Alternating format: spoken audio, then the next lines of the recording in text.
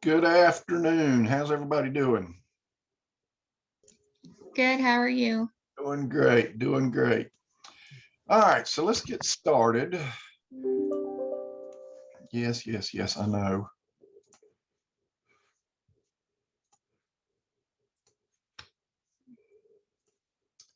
All right, so today, there are some of these insulation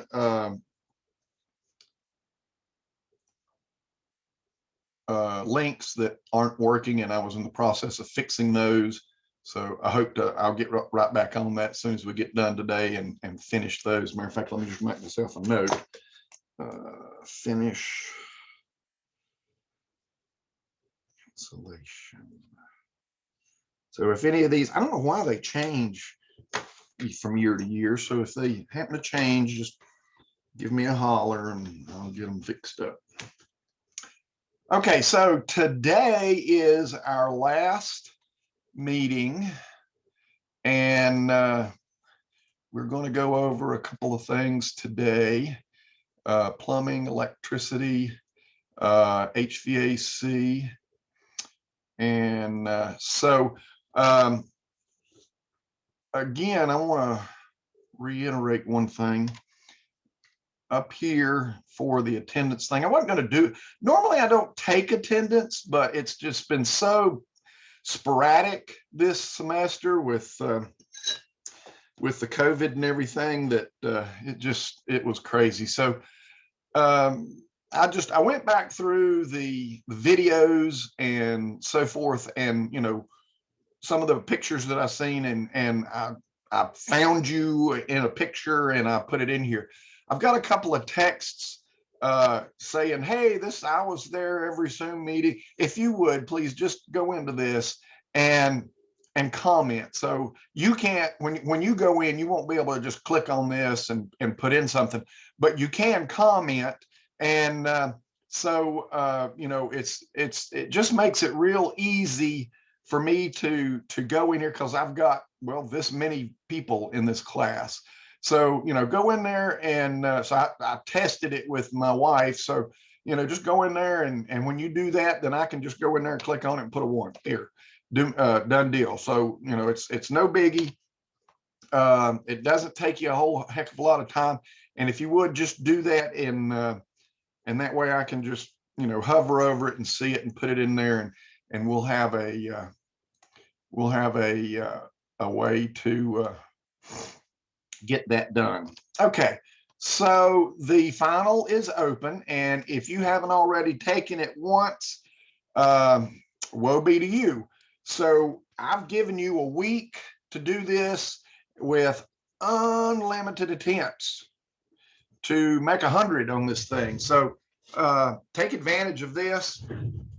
I don't know of very many other instructors that do this. So use and abuse this. So do it. Sorry about that. It's open book. It's open quiz. You can go back and look through other quizzes. It's open Moodle. It's open Google. Whatever you need to do to get this final done. And let me explain to you why I do it this way. If you think for 1 minute that I jump on this computer during 10 minutes before Zoom and I know everything, your eyes are brown and you need to go to have an enema. No, I read up on this stuff and review this stuff and try to bring it to bring good information to you guys so that you will have it. So in life, we are not nurses. We are not life or death situations here. So you're going to have time, you get on a job site. Hey, wait a minute. What size wire do I put on this? Well, you've got your phone, look it up. Times are different today. When I was growing up, you had to memorize it. So luckily, there was somewhere, I forgot where it was, on an old TV show. It said, what do you think you're going to do when you grow up? you're just going to be carrying around a calculator with you all the time, and you can just, you just figure it up. You need to know how to do math and stuff, and I can remember my English teacher telling me, well, what are you going to do? Carry around a speller all the time? Yeah, I sure am. So, times have changed a little bit. So we'll get started and let's talk about plumbing. So in plumbing, we, back at the beginning of the semester, somewhere up here, if you want to, you can go back through all these Zooms, and I talk about the drain, the septic system. I explain to you where the poo-poo goes after it leaves your house. So let's think about how water gets into the house. And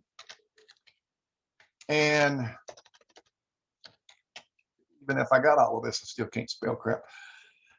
Plumbing supply in a house. So, there's different ways, for one, that you end up with water in your house. It's not like in the old days. And let's go back here and let's look at this. So let's think about a spring. So a spring house was an essential thing, during the old times. And so basically what was happening is you would build this really nice shelter, and then the water, you would basically find out where water comes to the surface. And, it wasn't always a good thing to just, get it from, well, I thought that, yeah, like this creek here, it's not always best, or is that a creek? I can't tell. Might be, yeah. So this may not be the best way to, get your water, is from an open spring. But, when water is underground and we can protect it, then a spring house was the way to go. So what they've done here is they've cut a little pipe into the hillside here, and they've allowed water to run into the spring house. And that way they can get, fairly clean water. My grandparents did not have a spring house. They actually went down to the creek and pulled a bucket of water out of the creek. You also will see hand dug wells that were used in those times as well. And so in a hand dug well, then you had to, number one, you had to dig the darn thing, okay, which wasn't easy, and it was very dangerous. And then you would line it with stone, and you'd have water down there. And then, how do you get that water up to the surface? Then you're going to have some sort of pulley or something, and if you were lucky, or if you had a good there we go, this one here. If you had a good carpenter at hand, then you could build a little top over it so crap wouldn't get down in there and, cause a problem and stuff. So, a well is a thing of the past. I can remember going to my neighbor's house over here, an old gentleman named Zero Mull, and he had a well. And I always thought it was cool that I could, that he would let me run the little crank to get the bucket out of the bottom of it. And his great grandfather had drilled it, or had hand dug it, and it's it was pretty impressive. In modern day wells, such as this here, and this is funny, this photo down here, I have been at the bottom of a well, and it is eerie. Let me tell you what.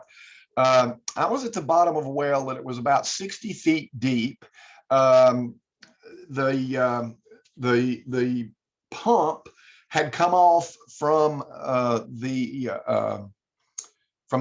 pipe, and the wire had come off from the pipe. And so, it was my neighbor's house. So my dad and my neighbor, they roped me down this thing to retrieve the pump. And that was so weird. When I looked back up, believe it or not, I could see stars.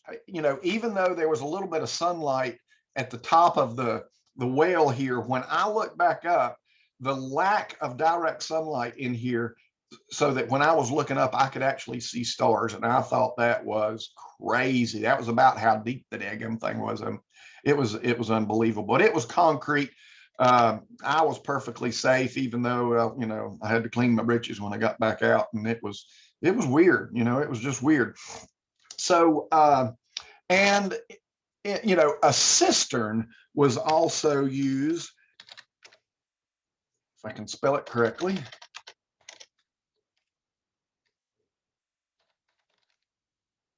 Cistern well. Not going to get the right. So this is more like a cistern. These are cisterns. So, you know, these are, you know, probably under the streets of Italy. I don't remember exactly where these are, but, you know, this was a way of getting water and for, you know, a great many people. However, they did have cisterns for smaller homes. I'm not seeing a picture of it anywhere. Um, or a small castle or something. And it might have been just like a room in a basement under a house. Let's see if I can do small cistern and see what we get. So yeah, you know, that's a modern day cistern there. And that was pretty much, I'm not finding it for a small home or so forth, but you know, that's about as close as I can get right there. And that's really not very small. So cisterns could have been bricked in. Most of them were underground. A lot of times they were under the house.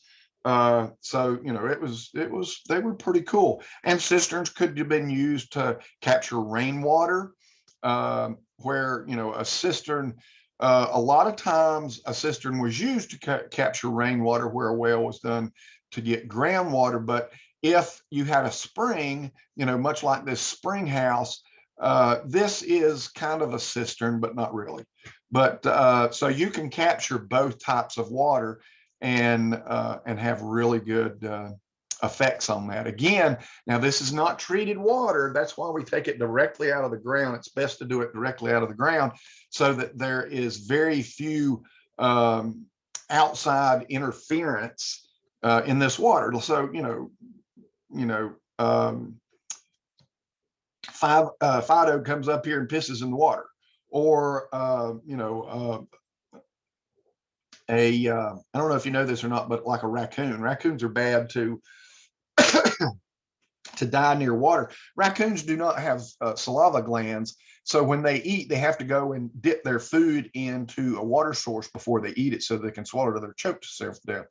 So sometimes you might have a raccoon that might be really close to water, or a rat, or anything else, and either an owl or a bobcat maybe, or even a fox, I mean, not a fox, but a wolf or a coyote might attack it and, you know, start chomping on it right then and there. Half of it's dead, or it's all dead, but half of it falls down into the water system and starts rotting.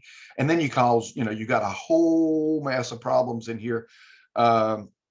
Diseases and bacteria that can, you know, give you the poopy doos and just ruin your day for you. So, you know, capturing that water underground is the way to go. And that's, you know, again, that's the best way to get it. Even though it's above ground here, that was just all the best that they could do. Then, of course, the hand dug wells and the cisterns were probably the next best thing, even though a cistern may be taking off groundwater and even roof water. So it's you know, it's a little iffy there. Groundwater, well water is what is approved by the health department. So that is, and when I first got into business, I did not know this. The old guy out here, he's drilling the well. He's got this big rig up, and he's drilling this. He's drilling this thing. I know it wasn't this new, but it was every bit that big. But this, let's see.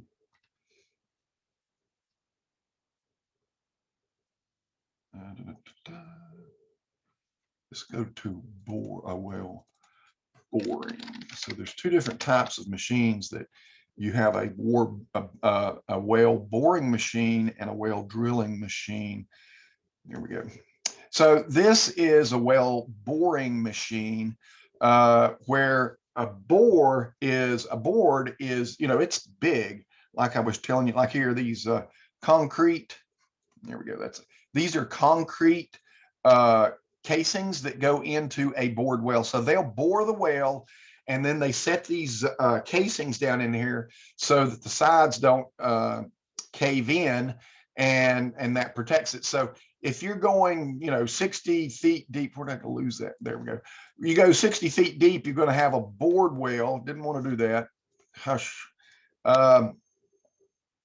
Open image. There we go. So, you're going to have this boring machine that's going to go down through there, up to about 60 to 100 feet. Now, here in Western North Carolina, sometimes we get people living up on a mountain, and we can't exactly bore down 100 feet and get water always. And so we have to drill a well. And so a well drilling rig is much smaller. These are probably 6 to 8 inches in diameter, and they can go 2, 3, 4, 500 feet deep. And they keep putting these little heads on there, and there's two types of auger heads on there. One is let's see, let me just find here, well drilling head. You've got something that goes through rocks, so that's what this here is. There's another one there.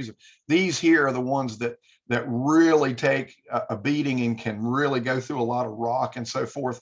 And then you have the type that just sprays water through it, so it uses a pressure type system and sprays water and just kind of moves the dirt out of the way and pushes it back up to the surface.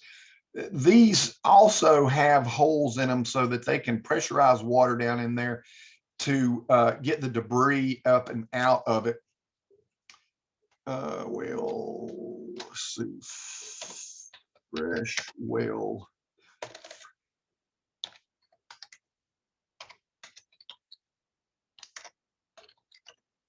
So when you're looking at a fresh well,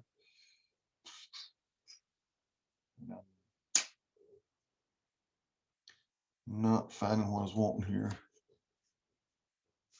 You're going to see, okay, so they've got water pressure going in there, and they're getting some of this crap out of there. But when they go through that rock dust comes back to the top, and it is a freaking mess. Let me tell you what.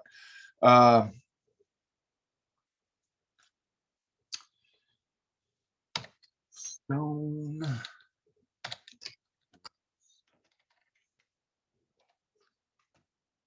There we go. This crap right there, man, that makes the biggest mess, and it gets on everything.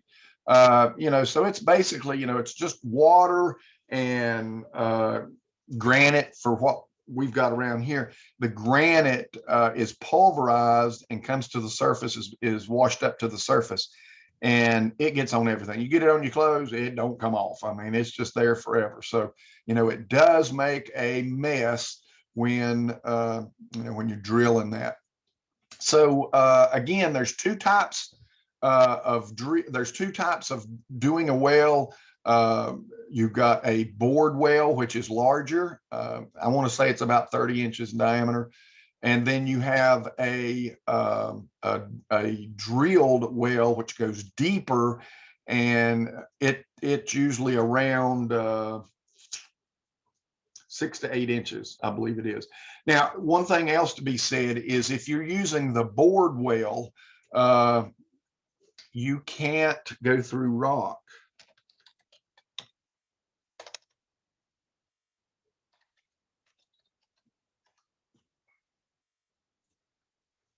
So kind of gives you an idea. Let's just open that up there. Cap. So I know you've seen these type here all over the place, and that's what they use. Open up this one too.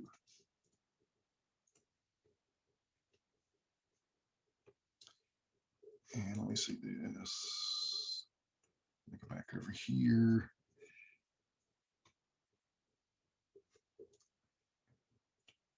Let's talk about this one. All right. So in the old days, and when I say old days, I'm talking 10, 15 years ago, a lot of times they would put everything across the top up here. The submergible pump, which is down here, and I'll show you what that looks like later. So you've got the submergible pump down here, and you put gravel around this thing, you put your concrete sleeves in here, and a water will pond up through here. So just as soon as they get through drilling or boring a well, the first thing they do is they dump like a gallon of bleach down in this thing. Believe it or not, bleach is the same thing that you put in your swimming pool. You can use bleach to burn your swimming pool out. It is chlorine. So basically what you're doing is you're killing any kind of bacteria that might be down here, or any kind of bacteria that was caused by the drilling process. So, the drill actually touched this ground up here to begin with. And so, microorganisms that might be living up here in the organic material might get its way down to the bottom of it. So when they hit water, then they will, it will, that bacteria or that whatever it is might be down here. So they want to pour some of this chlorine down in there and kill all of this before they leave the site. So it's, having all this stuff at the top like this, you can't get the top off without taking all this crap off. And it's a problem to work on this thing, especially if you have to change out the pump. Now, let me show you what a pump looks like. Well pump, submersible well pumps. They're a solid unit. That's what one looks like right there. This thing goes down to the bottom of your well, and then they'll pull it like a foot or so off the bottom of the well so that you don't get a whole bunch of sediment in the well or the well pump itself. So you put it down there, when it hits the bottom, you pull it back up a foot or two, and then you're ready to go. You'll notice where they take in water here, and all of this is a sealed unit. So yes, there is electricity down there in the water, but everything is completely sealed. An underwriter's laboratory test is done on those. And so this is one that's been down there for a while and is probably burnt out for whatever reason.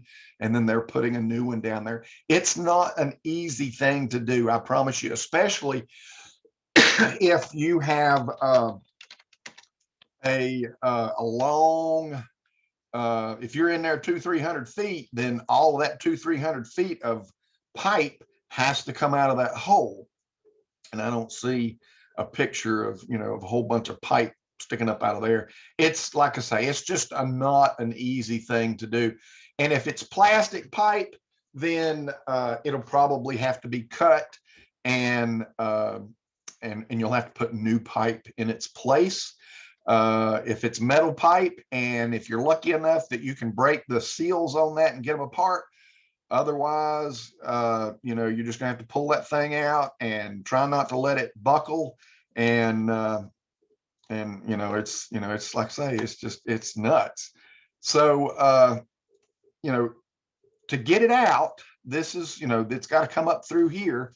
And it's not an easy process because you're pulling, and if you got a deep well, 200-300 feet, then, all of that pipe and the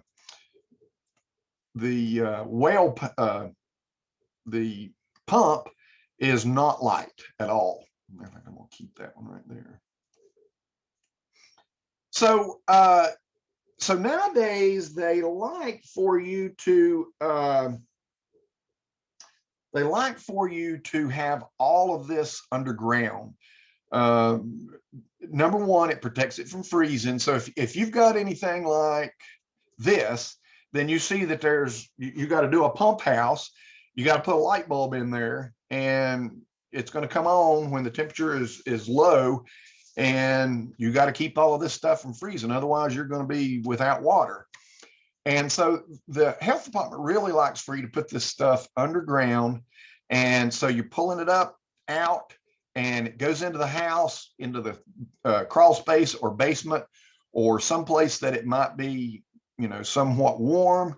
And this is a completely solid closed pipe. There's no way for bacteria to get into any of this, because it's all underground. And then if you need to change it out, then this is easily popped off. Now, how many of you remember little Jessica? Little baby Jessica was a very small, I think she was less than 2 years old, girl that fell into a well in Texas a few years ago. And it was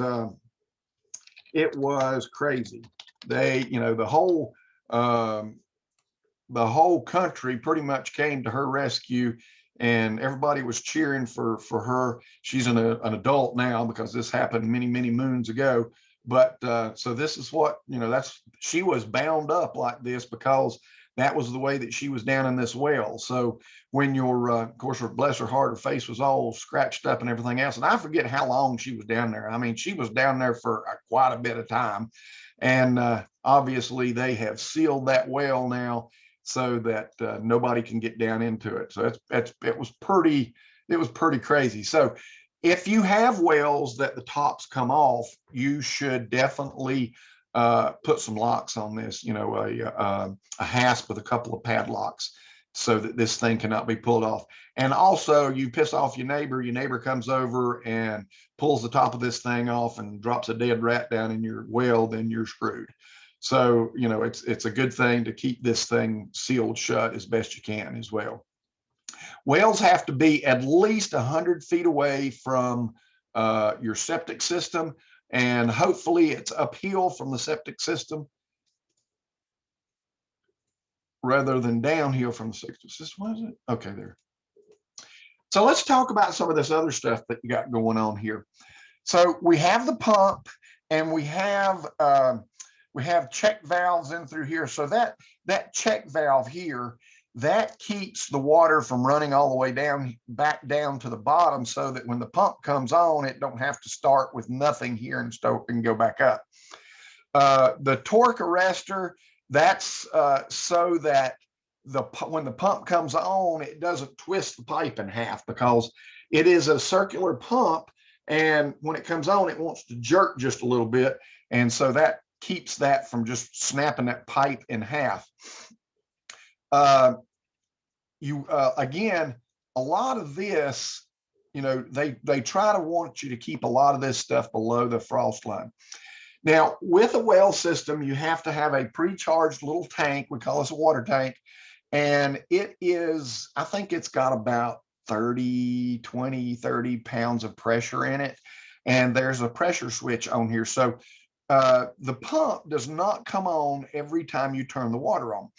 For instance, let's say that you go in there to brush your teeth, you turn on the water for just a little bit, get your toothbrush wet, brush your teeth. That pump did not come on. Now you're in here taking a shower, and you have pulled the pressure down on this line below whatever the setting is on this pressure switch.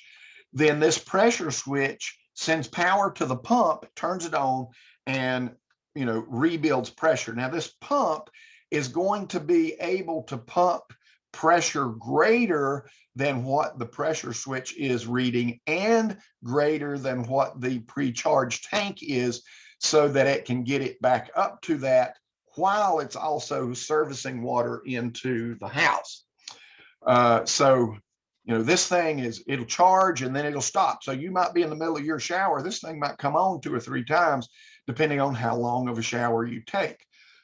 Flushing a toilet, it may bring all of the pressure down for just a little bit, and it's going to turn on. And by the time this thing is, or before this thing is full, then the toilet is already turned off, and everything is back to normal. All right. So these are required when using a well pump, or any type of well. You're going to have a pre-charged tank on that. trying to think. In these systems, a lot of folks like to put in whole house water filters, and there's several different types out there. Whole house, let's see. So there's, you got these little filter cartridge type things. Some of them have two of them. They may be charcoal in one, and there may be just a filter in the other. Didn't want to go do videos. Don't want to go do shopping. I want to do images. Come on, too quick on the draw here. Images.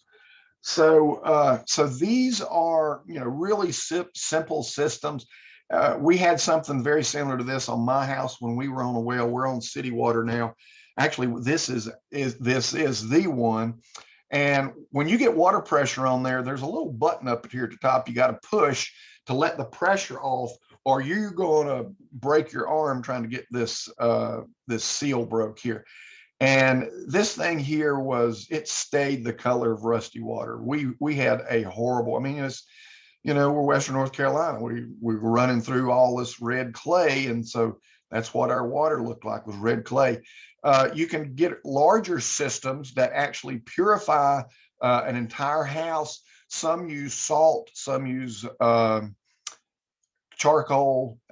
There's some other type of chemicals that and this one may be one of those where it actually puts a small amount of chlorine into your water to purify it before you get it. So what we were using, was just a sediment strainer, basically what it was. And the water tasted good. It tasted like spring water. It didn't take a lot of the minerals out of it, but it took, the larger particles out of it that would, if we had anything white and we didn't have, and this thing wasn't working good, when we went to wash our clothes would come out looking kind of like we rolled in the mud. So that is pretty much in a nutshell what wells do. So and we've talked about the spring house. Let's look at city water. City water. Yeah, let's just do mains for right now. All right, so in city water, you will have a main that looks something like this. I've got one out here in the front of my house as well. And there's a cutoff on this. And sometimes there's a little dial on here. And what this dial does is it tells you if water is running through here. This is a meter as well, but if a lot of times there'll either be analog or there'll be digital. Nevertheless, if it's analog or digital, there will be a little triangular piece somewhere on this thing here, so that when the water is running through here, then that little triangle is just spinning like a storm. So if you get that $300 water bill and you know that you haven't used that much water, run out, open this thing up and see if, turn off all your water in your house and see if that little thing is spinning. If it's spinning, you have a problem. So let's think about this for a second. When we go into homes, and this also plays the same with electricity as well. When it gets to the meter is it's the imaginary line between the company and you. So you got your house here, and actually that's a sorry ass house. Looks like more like a door. There, let's do the house this way. Old Snuffy Smith's house here. You guys don't know who Snuffy Smith is. So then we have water coming into the house here, and it goes out to the yard here where we have our little box that's in the ground here, and it has that meter that's on there. Dadgummit. And so from there it goes out, and you probably got a road through here, and it goes into the road, and then here we have a bigger line coming down through here, and that's called the main. So we have to tap onto this, and this is called a tap, and we have to pay for this tap. So they put the main down in here, And, you know, the main is generally a big old pipe. I mean, it could be depending on how much it's servicing. And you'll see these things, they're green. Let's see, let me just, green supply water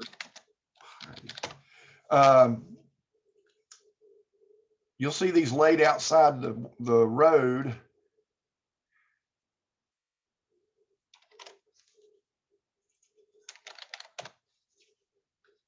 It's all about the wordage sometimes.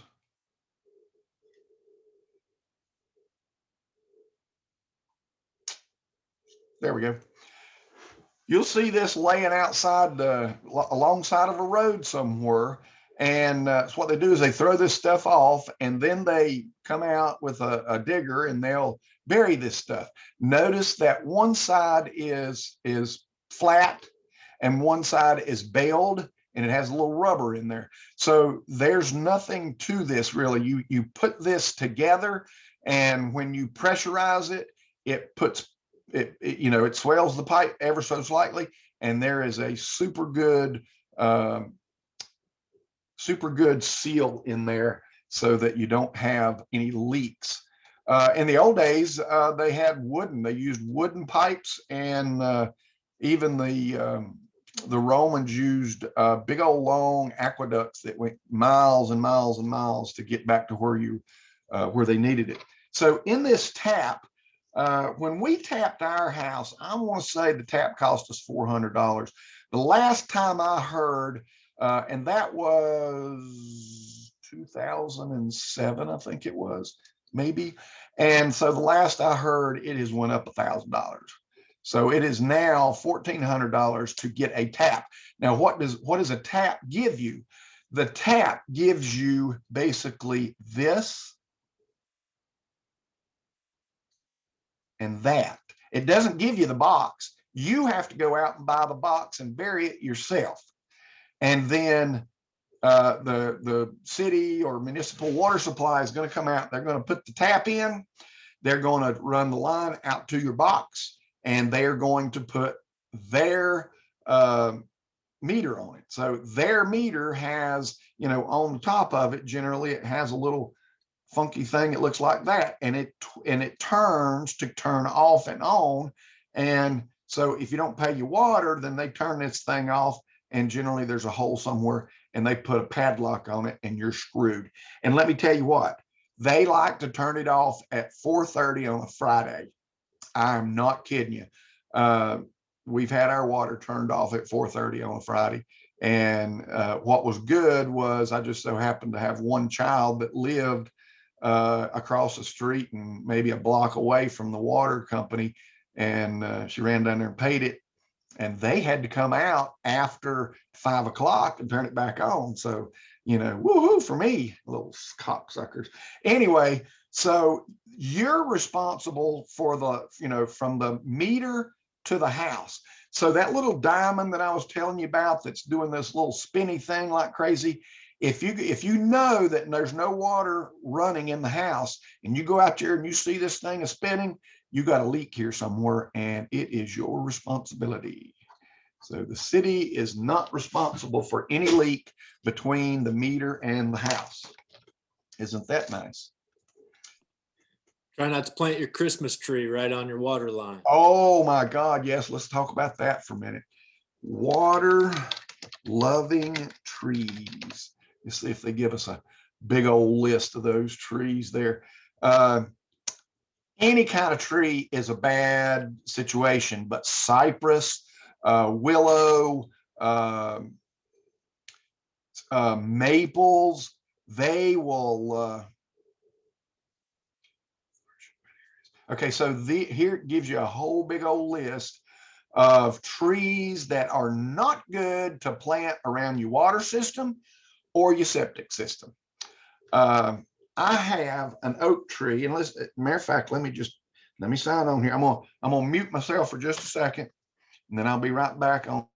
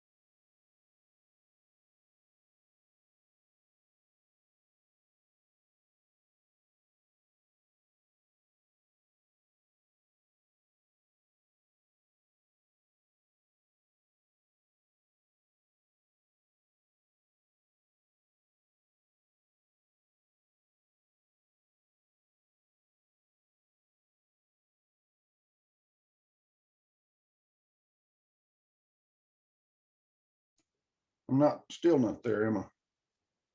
All right, I ain't gonna mess with this. You're sharing your email on screen there too. I am? Oh yeah, I am in a.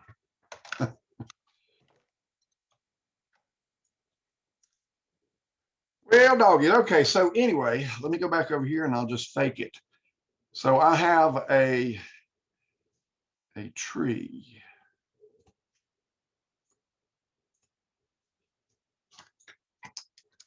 Here's my house. Looks like Snuffy Smith's house. And in the front yard, we've got this oak tree. And this oak tree is 150 to 200 years old in the backyard. And I'm not kidding you. I'm not exaggerating. That's why I wanted to show it to you. This tree here is between 50 and 60 years old. Same exact white oak. Probably came from the same parents. Or, you know, maybe this is its parent. I don't know. 2 people maybe can put their arms around this tree. So we'll say a two people person or 2 people tree. This one here would take 6 people to go around this tree. It's enormous. Biggest freaking tree I've ever seen in my life. Oak tree anyway. And you know why? Because it done this. So here's my house. Septic system leaves out of here. Here is my septic box, the septic tank rather. And then it went down through here and then had not 1, but 2 lines that wrapped around the house here on level. Now, where's the tree? Right there. Since I've added on to this house, I had to increase the size of my septic system. So I had to come on here, go on to there, and then come down here with 2 three 100-foot lines on here to accommodate for all of this. Now, when I got to this point here, here was the pipe. There was tree. The root had popped into this thing and it was sucking it dry. And I'm not kidding you. I actually went to the other side and dug this side up, and these 2 points here had never seen water in their entire life. And that was 50. The house was built 54 years ago. So, you know, never seen it a day of water in its life because that tree had sucked it dry. You know, the annular rings on that tree are probably 3 inches wide, for God's sake. It's crazy. So, yeah, so definitely, you know, think about the planting of any type of trees around your septic system and or your supply lines on that, because it will definitely eat it up. Trees do amazing things. So you may be required to put a pressure reducing valve on this because the pressure coming into your house may be 60 plus PSI, and that is going to blow your faucets all to pieces.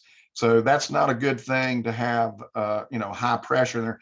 As a matter of fact, when I was building the Western Piedmont sign years ago, it's a little bit further from the school, and it was I had to, so you can see where the college is and where the sign is. So I built this, and so we tapped on to a fire hydrant out here and just put us a hose bib out there.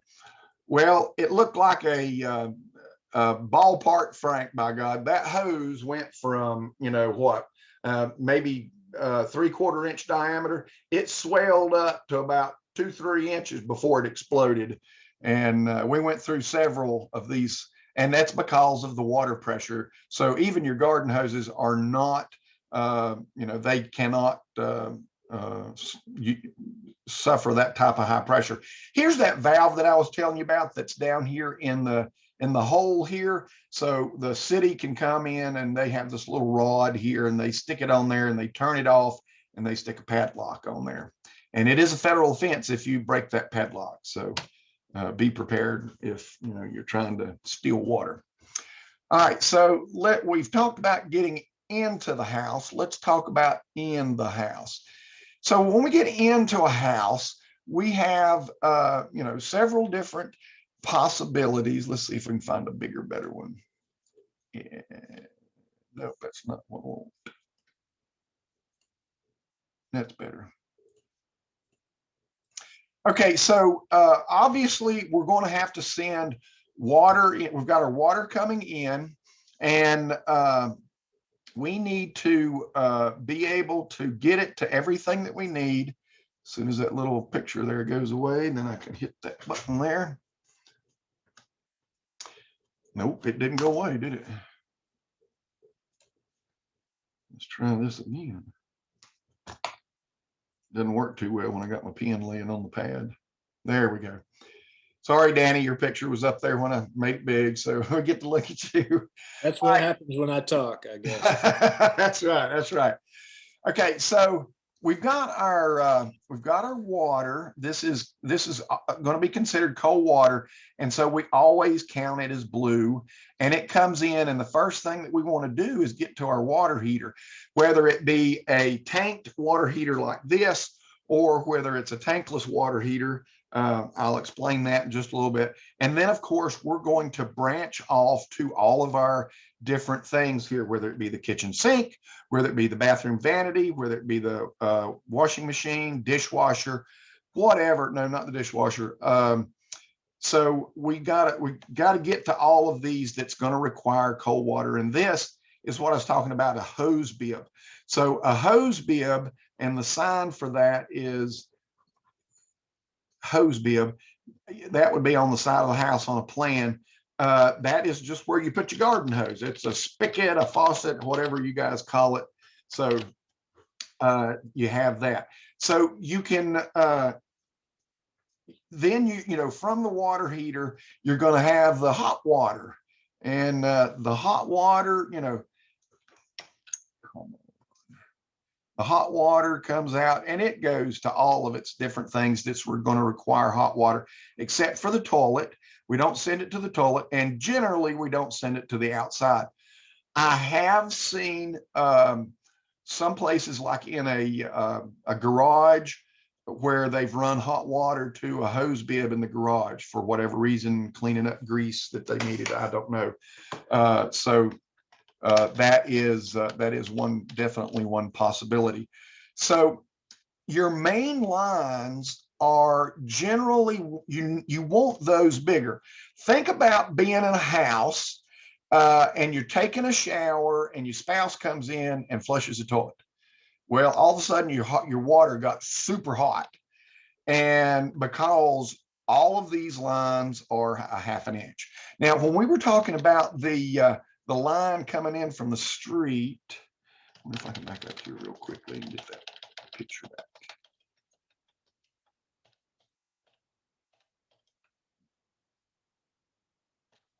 There we go. So this line right here coming in is probably going to be a 1-inch line. Now, keep in mind that if whatever it is, we talked about these two different prices. The bigger you want, the more it's going to cost you. So I'm thinking that $1,400 today will buy you a 1-inch tap. So don't quote me on that, because, don't quote me at all, because that is Burke County Municipal. That's not Asheville or anybody else. So, don't even go there. So from what you go from here to there, this is your responsibility. So what do you put it in? On mine, I continued that 1-inch line into my house where it goes. Basically, it just goes right through the wall. And before it goes anywhere else, it changes over to 3/4. Now, let's see, let me just go down here and use an existing plan that I've got open here.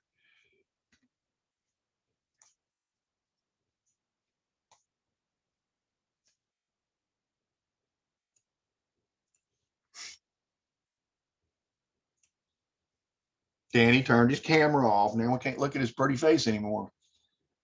So let's see, let me make this a little bit bigger. Can I make it bigger? Yeah. All right. In this particular house, we're going to have cold water, and I'm going to use a lighter color because we've got a black background here.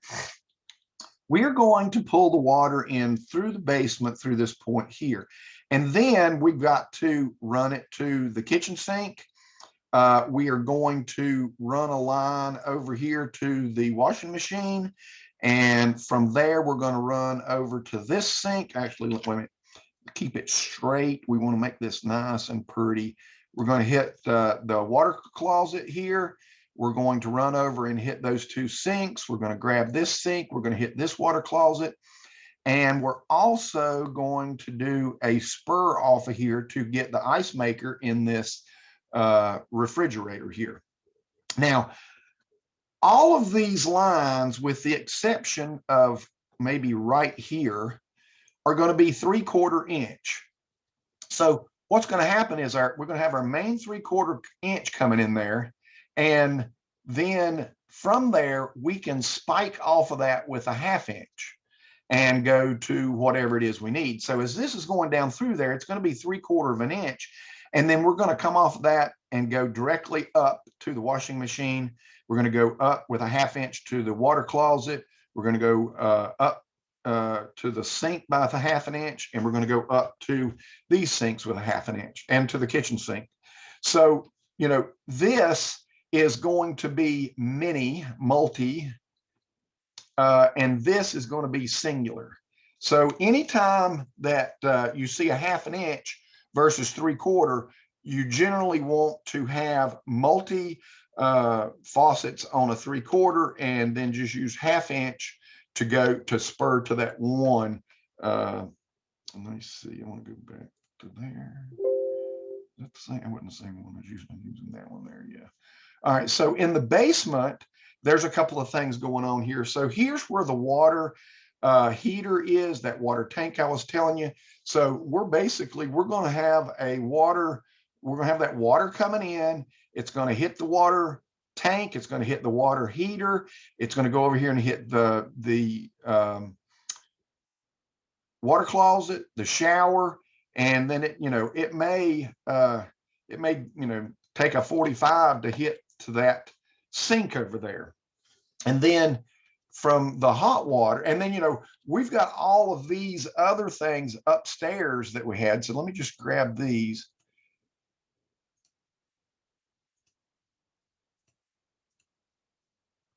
And I was wrong about where the water was coming in.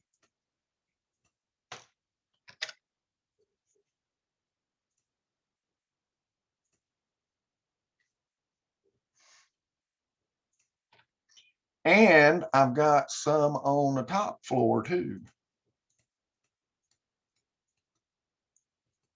When you're talking about supply, it's not so bad when you've got multiple heights up here, as long as you don't get too crazy. Where were we right there? All right, so you can see how all of this piles up. Now, notice that everything is over to this side here. We want to try to keep everything as much as we can to one side. Now, the sad thing about it is I'm going to have a hose bib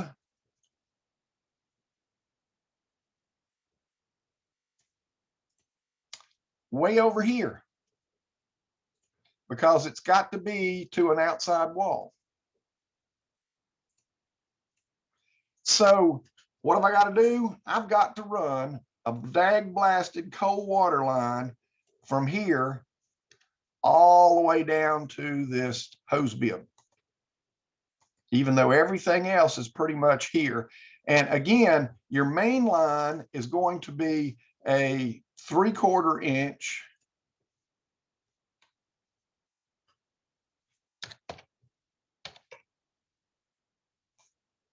line that's going to run throughout the entire house.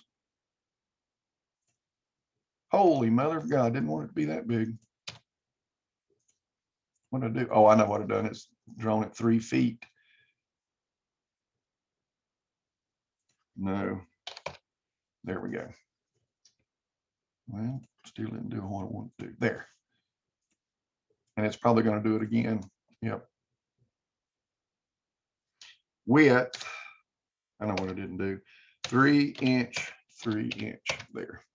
Well, that's still huge. What am I doing wrong, Cynthia? Elevation. Want global width. Oh, I know what I see. I put in feet and not inches. That's what I did. Okay, I was getting ready to tell you. Yeah, yeah. So now I can go back with my little spurs, you know, to wherever I need to go. So these are going to be 1/2 inch. That one's going to be 3/4 inch. And again, it's going to hit all of this stuff as I'm going along. But then I also am going to have to be running the hot water. And so the hot water is going to run from the hot water tank. Let's see if we can't do this again. 3 inches. 3 inches. There we go. Bingo. And then we're going to run it to all of our pieces and parts that we need to. And this time it's going to have to go both ways because we've got stuff on either side of the water heater. There's a kitchen sink here I missed. No, there it is. There it is. Okay. But I don't have to add anything over here. So again, the main line is going to be 3/4 inch, and then all of our spurs are going to pop off of there as a 1/2 inch. Now, that's the simple stuff, getting the supply in.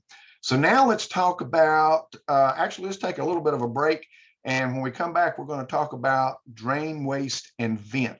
This tea that I'm drinking has went through me like a son of a gun. So give it about 10 minutes. I'll be right back. Okay, we'll get back started. And now we're going to talk about DWV.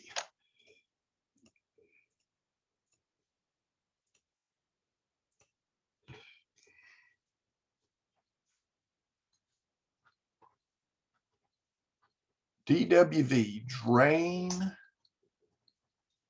waste, vent. So we have the septic tank down here, or we have the sewer, and you know, we're going up to the house.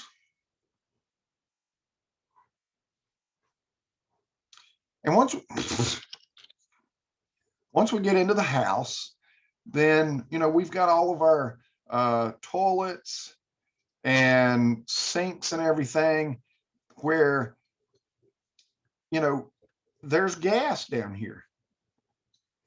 And anybody, you know, has smelt sewer. I mean, it is not a pretty sight, or it's not a very pleasant smell, should I say. So, you know, this gets off methane and any other type of gases that may come out, and they're very potent. So these gases can actually work their way back up through this line here. Now, let's think about the toilet here for a minute. We got the toilet, and it's got this little funky thing in it called a, called a loop in it. And what happens is there's water that is held in this at this point. And you can look down in through there, and of course you see the water. This keeps that gas from coming back up and waking you up, so to say. But then the sink does not necessarily have that unless we put it in. So we've got the sink here, and wish I could learn how to turn that off. And then we've got this pipe that comes out. It's called a plumber's P, and then it goes into the wall. And this also will hold water in the pipe. I guess I just need to draw the whole pipe, don't I? It's going to hold water into this.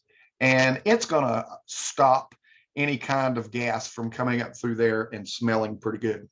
Now, if you just so happen to say have what am I trying to say? A drain in your basement, it should also have one of those pipes in there. But what happens is if you don't get a whole lot of water in this, and over time this water is going to evaporate, then you're going to start smelling stuff coming back up through this vent or this drain here. So it is occasional.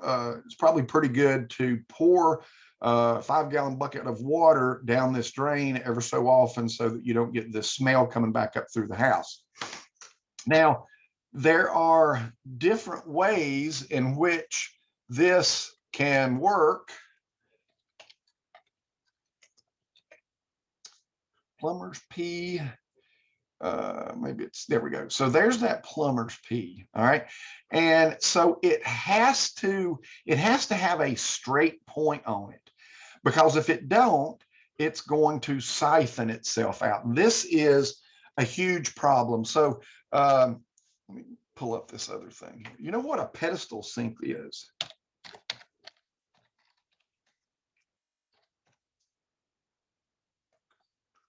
There's a pedestal sink. So, a pedestal sink, we want to try to keep all those pipes and everything hidden under there, because, looking at something like this is not always a pretty thing. All right. So what happens is, in the old days especially, they would put an S-trap in this thing. So it would come out of the sink, go down, and then immediately turn down through the floor. So what happens in an S trap versus a P trap?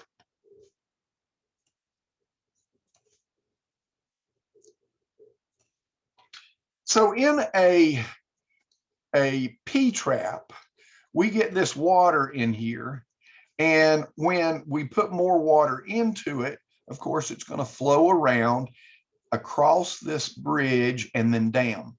So at this point, if this happens to be full, then it's not going to suck air through this. It's going to suck air down through here and allow it to go into this to displace anything that might be sucking over. And so this is probably going to rise up to about halfway or so here. And then we're going to have that air that's going to be replacing it from our vent through the roof. And then this is not going to get sucked out. Now, obviously, you know how a siphon works. So if we get enough water at this point here, all right, let's say that this water here from this point across through here, let's say that it weighs a pound. But then we have this bit over here that may be, quite a bit longer, and we're going to say that it's 1 pound, 1 ounce. That's all it needs to be, just a little bit more than this side here. And because all of this is full and it's trying to run out, what it's going to do is it's going to pull every bit of this out, and the air is going to push down through here, and then this is going to be dry.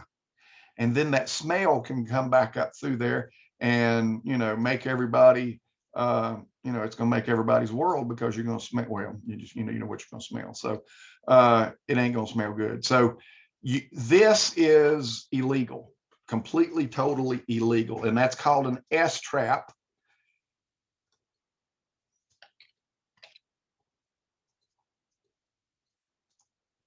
Which is no go. And this is called a P trap. And this is the way to go. So there's got to be a certain amount of distance here. And I don't remember quite what it is, but it has to do with the diameter. I do know that if you have a 2-inch diameter, you need 15 inches there. So if you're going with 1.5 inches or 1.25 inches, this will change with that. But for the most part, if you stay around 15 inches, you should be pretty good on that. So back over to our other little picture here, we have the, I don't want to clear this without clearing that. Erasers ain't going to erase everything. No good. Okay. So back over here, let's talk about the drain, waste, and vent that we have over here. So we had those P traps in here. We've got a P trap for the shower. There's a P trap in here for the sink. And there's a P trap that's built into the commode or water closet. There's going to be one here. And look right here. There's a huge one right there. Because if you take this hose out and you lay it down on the ground, any water that's in here will run out the end of that. And it's designed to do so in case something screws up here. So all you got to do to drain your washing machine is take this out, lay it on the ground, and let it run out the door or, you know, into a basin or something so you can get rid of it. So the drain, waste, and vent, they are under no pressure whatsoever. Remember that the supply rather, is under somewhere 15 to 30 PSI. And so the DWV is under 0 PSI. All right, so there's no pressure whatsoever on it at all. So everything goes down. And then I kind of explained to you about this vent. This is a vent, a VTR. You're going to see that on plans, and that is vent through roof. So this is the way to go, is the vent through roof, to get it completely and totally out of the house. Now, if you for some reason can't get out that, you use a Studer vent. And a Studer vent is a one-way valve vent that goes on top of the, it goes on top of the P trap, it goes at the end of it goes above the P trap, should I say. And like I say, this is a one-way valve. And so it only allows air to come in. It does not allow air to come out. So there's a big old rubber diaphragm across the top of this thing that only goes when air is pushing into it and not out of it. It'll close it off when it goes down to it. Now, why would we need a Studer vent? Why don't we just go with a vent through roof? Well, let's go back down to our little house down here, and let's look over here where, you know, we've got this rec room over here. So we've decided, the homeowner has decided that they want to put a sink over here on the other side. This is an afterthought, and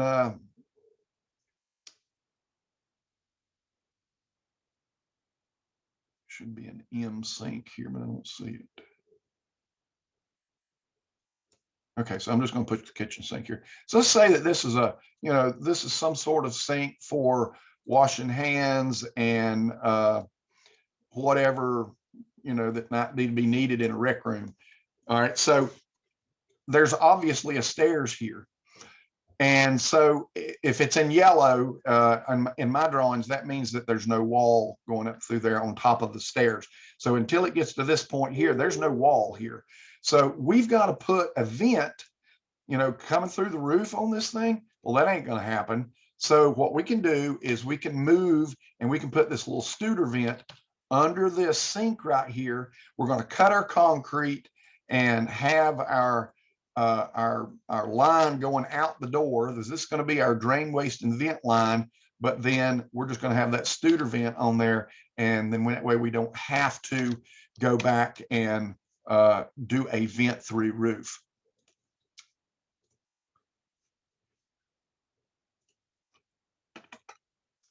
Okay, so notice that there's something funky going on here too. What do we, you know, can we not just go in and tie this thing? No, we can't.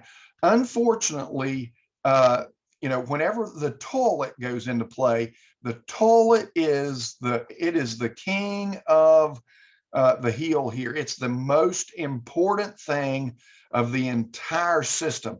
Notice how big the piece of pipe is through here.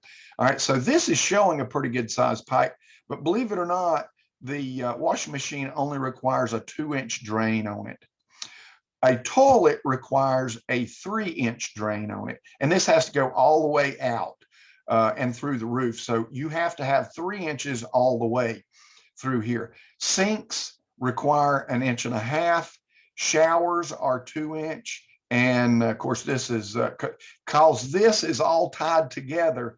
This is going to be 2-inch, not 12-inch, 2-inch. 2-inch on that. So this has to go onto the stack above the toilet. All right, so we want to come way up and get it. We may have a wall here, so we can go up above and get this in the attic. We can run this in the attic. Now, notice how far it is from the shower to this stack here. That's a pretty good distance right there. And the code says that we have to be less than 8 feet. All right, so this cannot be no more than 8 feet long. Now, if we were, coming up through here and we had, let's say that we had 3 feet here and we had 7 feet, I'm not 7 feet, we had 6 feet here, then we're still okay. But what if this is longer than 8 feet? Let's say that this is 12 feet from the shower to this main stack here. And instead of going horizontal, horizontal, horizontal, what if we went at a little bit of a diagonal? So we go up here, maybe we've got 3 feet here, and then we're going to go at a 45-degree angle to this point inside of a wall. All right. At this point, that's the only thing they count. Anything that goes at a 45-degree angle equals vertical in the book of plumbing vent stacks. All right, so at this point, even though it's 12 foot away, we have a flat place here of 3 foot, and that's all we have to count. We can keep on going as long as that is 45-degree angle. Now, another thing, remember I told you that the water closet it's the king of the mountain. All right. So what happens if we have another toilet down here in the basement? Let's say that we're going to have a toilet right here.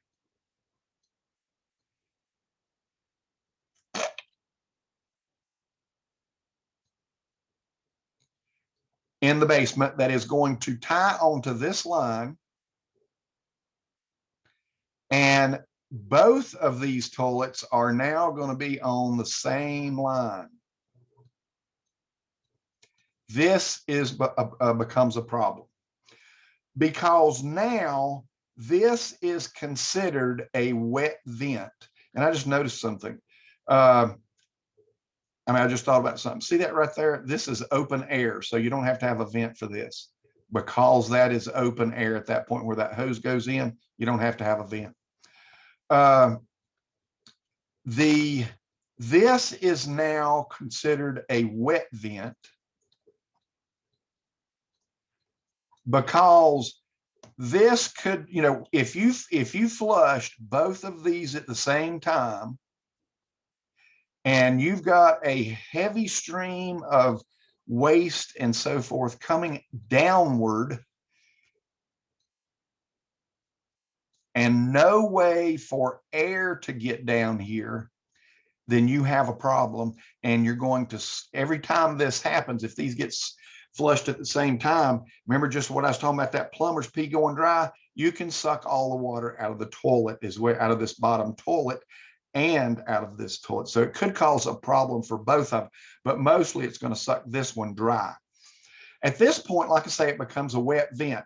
Now before, if we only had one, we could do a 3-inch pipe. but because it's now a wet vent, it has to be a 4-inch pipe. So if you're going to put this inside of a wall here, a 3-inch pipe will go in a 2x6 wall, but a 4-inch pipe has to go in a 2x8 wall. So that gets kind of massive, if you have any wet vents. This generally doesn't happen quite a bit, but sometimes it does happen, and you have to increase that size. Is there anything else that you can do besides increasing the size? Any other venting options you can do there? Well, you can't put a Studer vent on a toilet. That's for one thing. Right. The only thing, well, I guess you could go with, you could run another vent, another 3-inch vent right beside of it all the way up. And once you get past this, you can rejoin them. Does that make sense? Yeah, I'm just thinking of a retrofit situation where I've got that exact problem. For me, I would run another 3-inch pipe above the second toilet and then tie it back in. So everything would still remain 3-inch, but this now has its own vent line. And definitely make sure that you put a sanitary sweep down here, a long sanitary sweep on there, because you don't want any of this coming, back up into the other toilet or into that line. There's not really any sort of non-invasive retrofits you could do there. There may be, to be honest with you. Since I don't deal with it and I don't see it every day, I'm sure somewhere somebody's come up with something, but you'd probably just need to go down to the plumbing supply house and talk to them. Don't go to Lowe's and Home Depot and ask anybody in there about your plumbing concerns. I promise you. They have no idea. Yes, they will not have it. Go to Ferguson's or whatever pipe or plumbing supply house that you have there and talk to them. They will know. If there's something out there, they will know it for sure. Definitely have that sort of situation where I'm at, and if the basement toilet gets flushed, the toilet above it bubbles and the gas comes out. Yeah.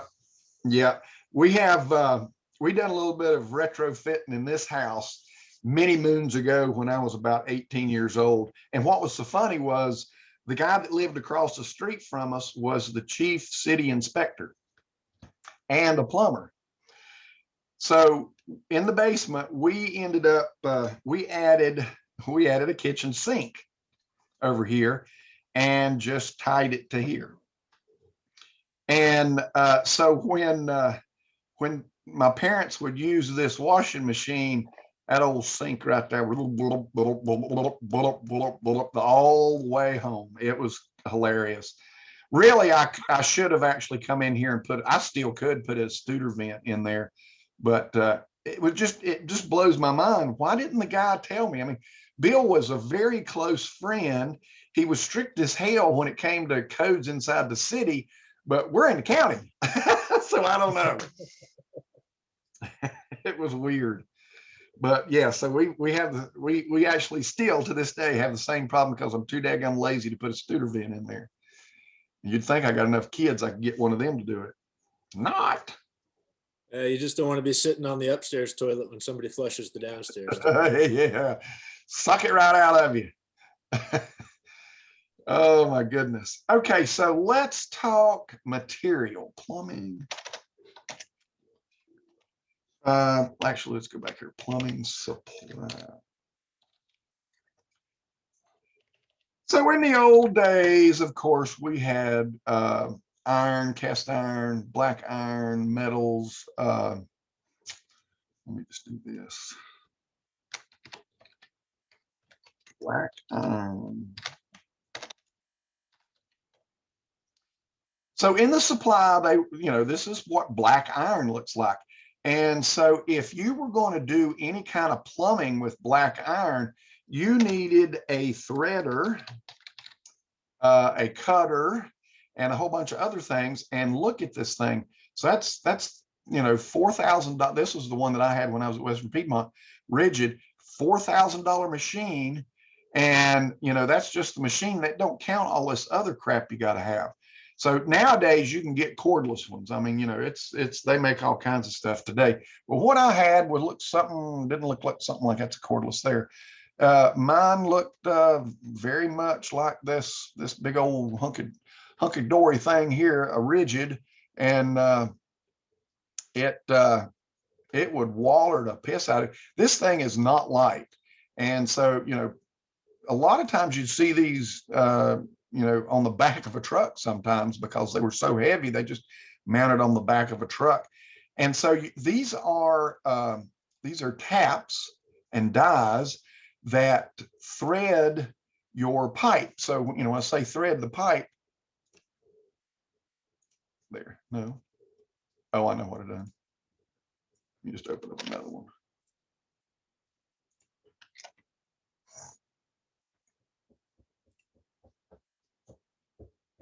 So you can buy all these fittings all day long, and you can buy certain bibs, not bibs, nipples. This is called a nipple in different lengths. But when you buy your pipe comes to you like this, and you know, you've got to thread it out. And so that's what these things here do, is they thread it.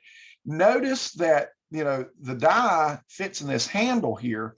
Well, what happens is we stick the pipe, there we go. We stick the pipe into the threader, and the pipe turns. And then we take this little, well, this is a cutter that they've got on there right there. And we put it on there, and we put our die on there, and it threads this for us. Now, again, this pipe is turning. So we use this reamer. So once we cut the pipe, then we've got to ream it with this reamer, and then we've got to put the threads on it with the thread. It's a very complex thing to do, and it's what am I trying to say? It is it's complicated. It's convoluted. There you go. It's a convoluted process, and to do this, and it's not clean work. It gets very greasy because you're having to oil all this stuff up. Because if you don't, then this pipe gets super hot, and it ruins your dies and ruins your pipe, and you won't have a good seal on that. So they used black pipe forever and a day, but black pipe, guess what? Black pipe rusts. So then we went with galvanized pipe, and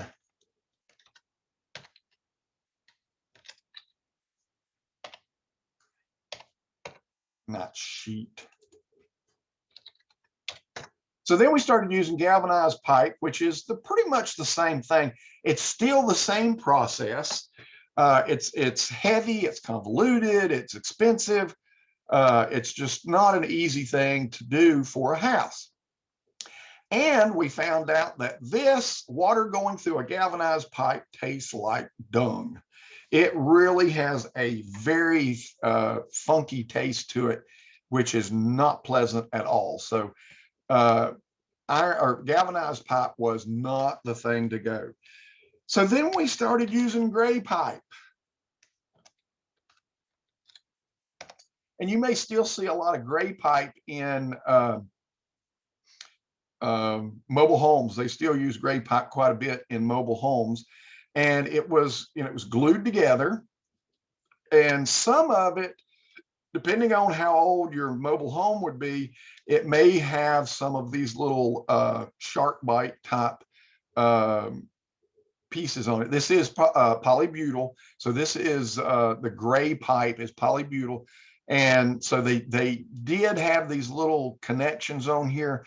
And when this came out, it was fairly new, and professionalism went out the freaking door. You know, a lot of these people just made a mess out of this, and it didn't look pretty at all. So then we had PVC pipe. PVC pipe came out, and it was polyvinyl chloride. And so they made it in all sorts of shapes and sizes. and it was, it had a glue, and you had to glue. Well, you have to use a cleaner on it and a glue, and it is super important that you use the cleaner. If any of you guys have seen, we've been doing a little bit of the zip system stuff. They tell you to roll the tape. Well, the same thing goes with PVC. If you don't put the cleaner on there, it may or may not hold, and you don't want to have to be called back to the scene because you got lazy and didn't put any cleaner on there. So you have to make sure that you clean these before you put it on. Well, people still didn't want to do it. So what they would do is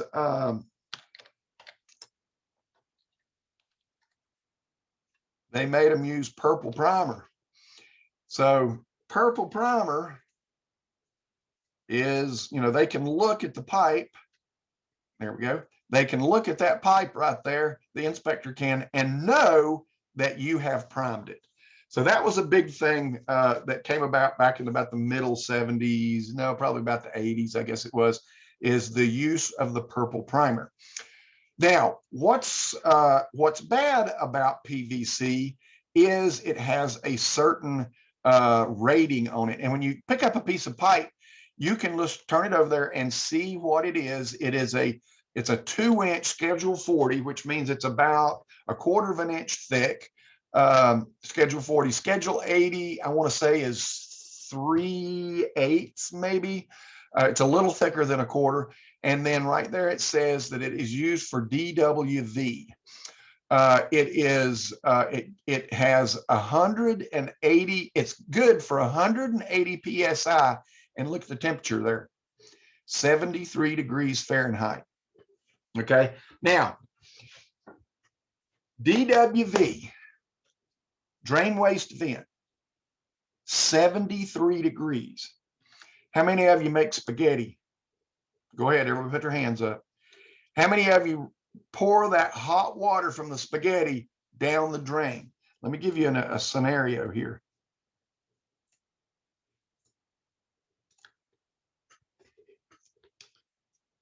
The pipe is good for 73 degrees at, what was it, 280 psi? Yes, at 280 psi. Well, how good is this temperature at 0 psi? It is good to about 150 degrees at 0 PST. What's going on in my mind? PSI. It is good for 150 degrees at 0 PSI. Now, you got that colander up there. You got that boiling water of spaghetti that you're pouring into this. And let me give you a hint. Boiling water is equal to 212 degrees plus or minus. It's 212 degrees at sea level, okay? And it goes down just a little bit when we get up to the higher elevations like what we are. We're not going to see a great, it might be 212 here. I don't know what it is. You're not going to significantly drop this until you get about 8,000, 10,000 feet. Go to Denver and it's going to be a different story. So now you're pouring boiling water at 212 degrees into pipe that is rated 150 degrees. How many of you ever thought about that? How do you combat that problem? You turn your faucet on and let it run down the side of your sink on cold only. So what's going to happen is that hot water is going to mix with the cold water, and by gosh, we hope that is going to be less than 150 degrees when it enters that pipe. I have changed out this pipe down here before, because when it goes into that little P there, that water sets for just ever so slightly. And this has been, I mean, it looks all mangled up. It's terrible. So think about that next time you're doing skiddy. So also your hot water.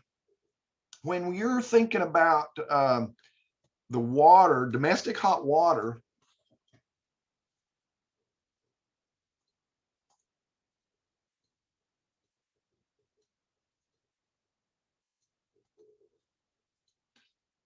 domestic hot water is equal to 120 degrees from the factory. So if you don't go down there and play with this any, your water heater is set for 150 degrees. 150 degrees is still greater than 73 degrees. So this caused a problem in our homes when we're trying to run this for supply. Yes, it used to be run as a supply pipe, but it caused a problem. So what we do now is we use CPVC pipe, which is a little different, and you can kind of see how they make sure that they put a dye in there so you can see the difference of it. And it is for hot water, hot and cold potable water. I'll read this right here in a minute. So it has a rating of about 180 degrees, if I can find one that I can read.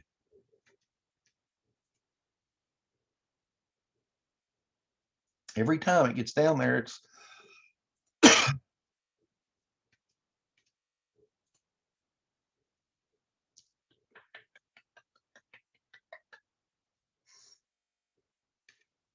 there is a Silverline Pipe Company is in Asheville, started in Asheville, still in Asheville. It's a good company.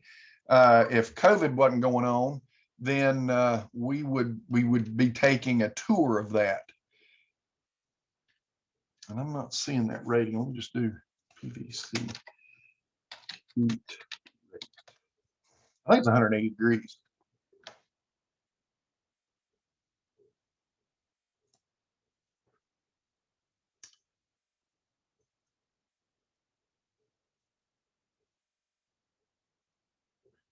Well, it's got it at 180 degrees, but I don't know what all this other crap is.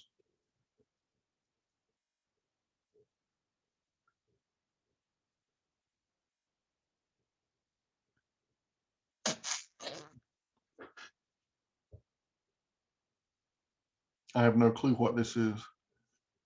Derating factor. I mean, not just show me one that I can read it off the pipe. Why do they have to make it so difficult?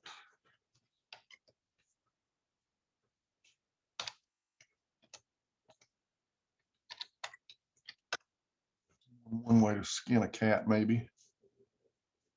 Guess not. Fooled me. Everything but what I need. Nevertheless, I believe that it's 180 degrees. That's not, it is. It says, no, that's PVC. PVC. They love to show you PVC, but they don't, or yeah, they don't want to show you the PVC. Let me put in the word pipe, see what we get. Well, look at there. Hot and cold is all it's going to tell me.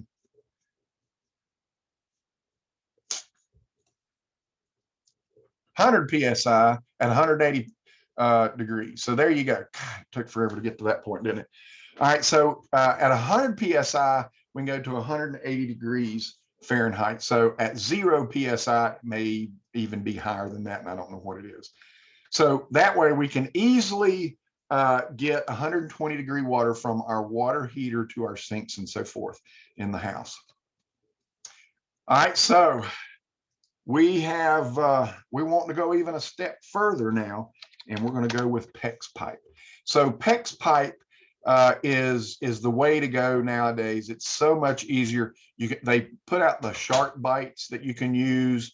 They have these type of crimpers. This is the type of crimps that I use. only because it's fairly inexpensive, these type here. If you use this one, so the crimper for this one, and it only does one size, it will, this crimper runs about $35–40. The crimper for this one runs about $100 and some odd dollars. And this one is even cooler. So you have to buy a tool here that goes into the pipe and it stretches the pipe. No, I'm sorry, it goes into the ring and stretches the ring. You put this on there and then you slip that ring on there before it starts to come back down, and then it will, the memory of it will come back down, and man, it makes a really good joint. It's a really clean joint. These are the joints that my style looks like. And then of course my cousin Bill, when he was doing his house, he used the shark bite on that, which is just a push thing. And if you'll notice this little plastic cap right here, if you push down on this plastic cap, this will release and you can get this back. If done right, it makes, it's a really beautiful job. These are manifold hitters. And so, when you, like I say, when you do it right, they look really good. When you do it wrong, it looks like a freaking mess.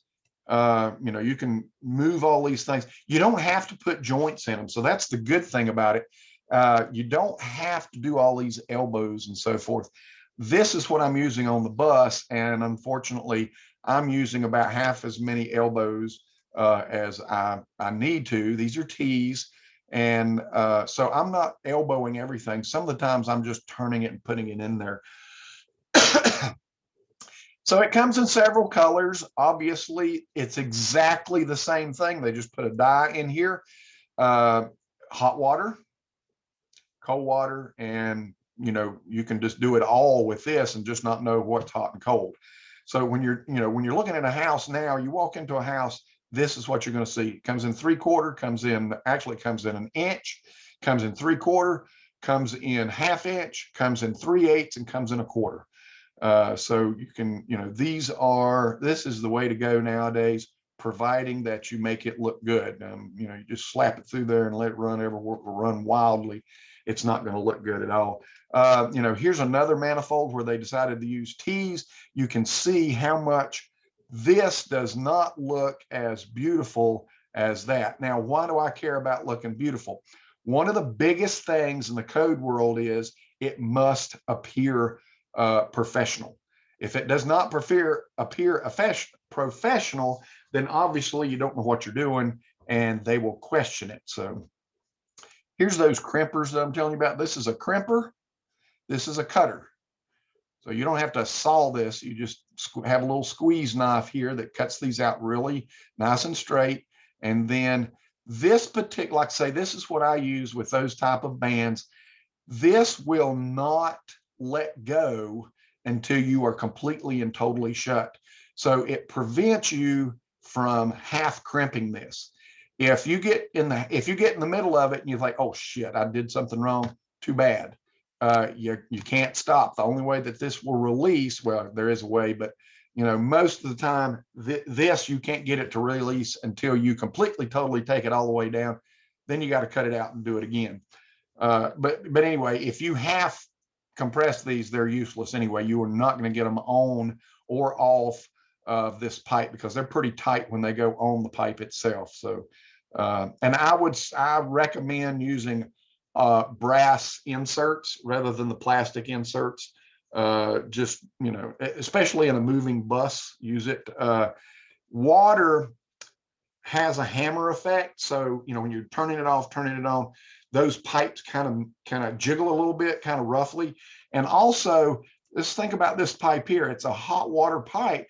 Well, in the middle of the night, you went to bed last night and you may have had a little bit of hot water to wash your face at say 10 o'clock. Well, hot water has not been sitting in this overnight. It does not circulate unless you've got a hot water circulator on there. This water will get to cold. It will get to room temperature overnight. So the next morning you get up to take that nice hot shower, you turn it on, and so hot water is going to start going through this cold pipe. and the pipe will flex. It will move because it's a synthetic product, and it moves the same way as masonry, or not masonry, but a mineral material. It expands with heat and shrinks with cold. So if you've got this into a tight place, you're going to hear it knocking. You're going to hear it in the middle of the night. If somebody comes up and takes a shower, my son gets home from work about 6 o'clock, and when he turns on the hot water, I can actually hear it go, because that pipe is expanding and growing just a little bit. It's nothing really to worry about unless you have some really serious binds into it, but otherwise it's, they should be able to move fairly freely. But the brass fittings are always the best to go with instead of the plastic ones. You can see how different methods of hangers are used. This comes with its own nail into it that holds up the PEX pipe, or the CPVC, or PVC if you get it that small. When you get into the larger things, you get these little J hooks on there, or you can just use metal and or you can stick it through there, but not always can you cut through this stuff. Trying to fix something like this is, it's a nightmare to try to fix something like that. You can also buy wire hangers, PVC wire hangers. Lord, what in the hell? PVC wire, PVC pipe wire hangers. So there's, this is you can use the J hangers. You can use the galvanized hook type. You can use these strap type, or you can just buy a big old roll of strapping and put them on there this way. There's tons of different ways that the pipe can be held up, but definitely that's that strapping that I was telling you about can be used as well. So there's just tons of different ways that you can use the strapping. Now, while I'm on this, you can use that metal strapping on a non-pressurized pipe, but on a pressurized pipe, you need to have some sort of protection because of that water hammering, or it'll wear through. Yeah. Good. Thank you for saying that. Yeah. So let's go back here. Where's that one picture? Yeah. I'm glad you said that, because I'm having to deal with that super duper in my bus. I mean, everything. There we go. There. All right. So this is, this is looks like this is just a galvanized pipe for like a dryer or something. But anyway, if, let's say, for instance, we had this wrapped around that PEX pipe, or even copper for that matter, and this expands and contracts, this will abrase the pipe, and you'll end up with a hole in it before it's over with. And that's something that I'm having to deal with on this bus. I'm having to use, plastic holders like this, or the J. I'm not using the J hooks because I don't want to bounce that thing out, but I'm using hooks like that that hold these pipes down. Because if I use metal on there, you can imagine, I mean, if I went, if I drove from Morganton to Asheville, hell, this thing might have been sawed in half by the time I get to Asheville, So yeah, that pipe hammering, water hammer effect's definitely going to have a problem on that. Thank you for bringing that up. These not so bad because they are round, but they still can abrase the pipe a little bit. It's always best, if you're going to use the pipe, say for instance PVC, it's probably not a bad idea to use PVC hangers, so you want these to break before the pipe breaks. Something we got to be really cautious about when you're doing PEX for radiant floor too. You don't want it to have anything abrading on that pipe inside a concrete slab. Yeah. So when you put that PEX pipe in concrete, it's really iffy. Most of the time I've seen it, they'll pour the slab and they'll put the PEX on, and then it's encased in a gypsum pour rather than a concrete pour to help. And matter of fact, anytime you penetrate a concrete wall, this has to be sleeved.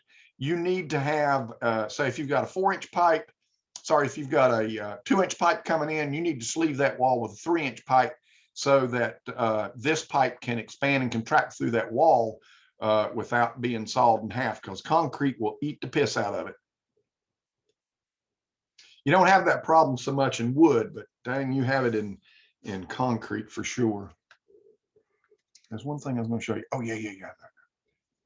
All right.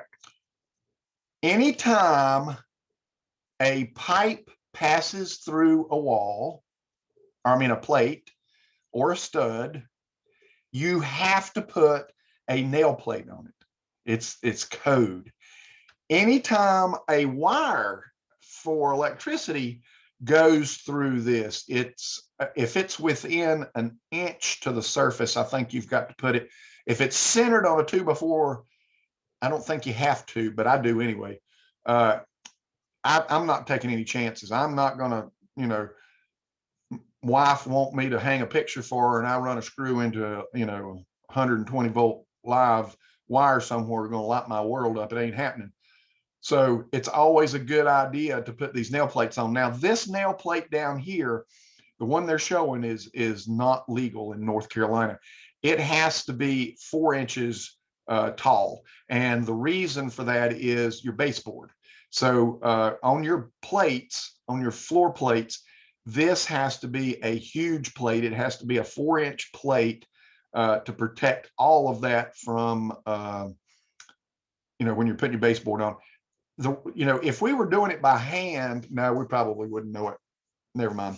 I was getting ready to say we use a nail gun so much now that we can't feel it, but unless that was a metal pipe, we're not going to feel, it's going to feel the same way driving a nail through that wood as it would the plastic. So we're not going to feel that. I didn't go over cast iron DWV.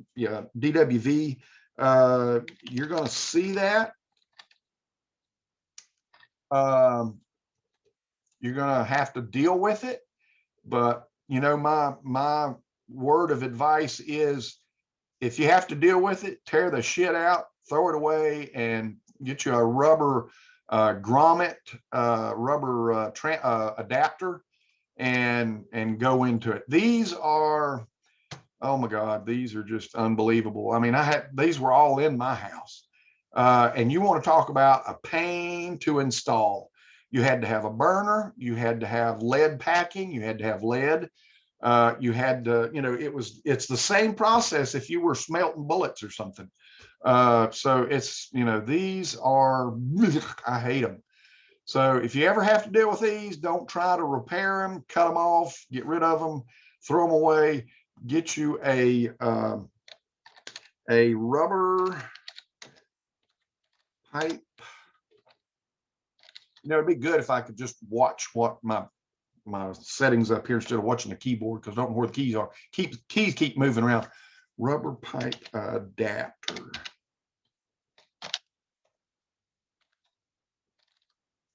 See if you guys can picture that. Yes, that's a rubber pipe adapter. So you can put this booger on there and it will go from cast iron to PVC all day long, right there, just like that.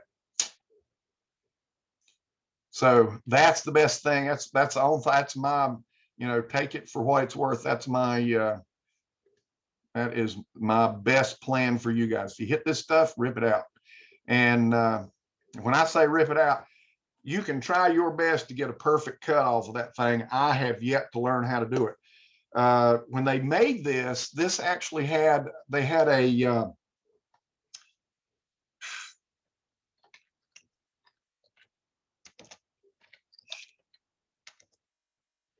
and I'm going to call it cutter, but it's not a cutter, it's a brake.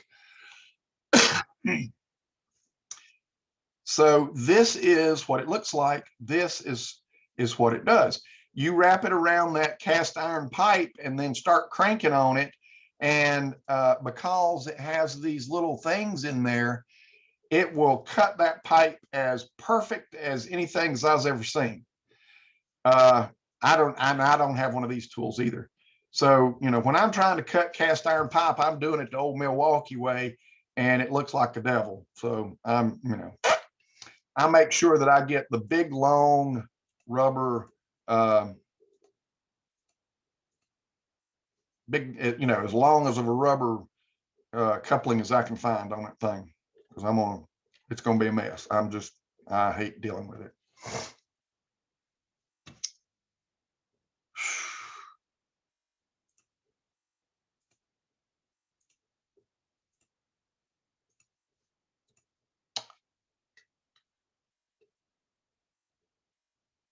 Let's talk about electricity. So, first of all, I'm not going to get into a big bunch of details on this because there are electrical classes that you can take. I'm just going to give you the quick and dirty of it. We have two types of electricity. We have AC and we have DC. AC is in a house. DC is in a car. Am I writing that bad? I guess it is. All right, so that gives you an idea. Let's talk about AC. AC is alternating current. And the best that I can explain to you is, so electricity is the movement of an electron. When electrons move, it don't matter which way they move, they hit other electrons and they hit another electrons, and so forth, and so forth, and so forth, and so forth, until you either have run out of line load, you run out of amperage because of line load. And this could be hundreds of thousand miles. All right, so you know, electricity, we're talking something so small you can't see. But once we move this, then we create electricity. And this is how this works. All right, so remember that this electron is over here at the factory. Got the factory over here, the old coal burning factory over here. This electron is inside the factory, okay? It moved and it bumped another one. This one over here is at your house. So this electron is not going to come to your house, but it's going to hit every other one along the way until it gets to your house. All right. So let me explain how AC and DC work. We'll do DC first.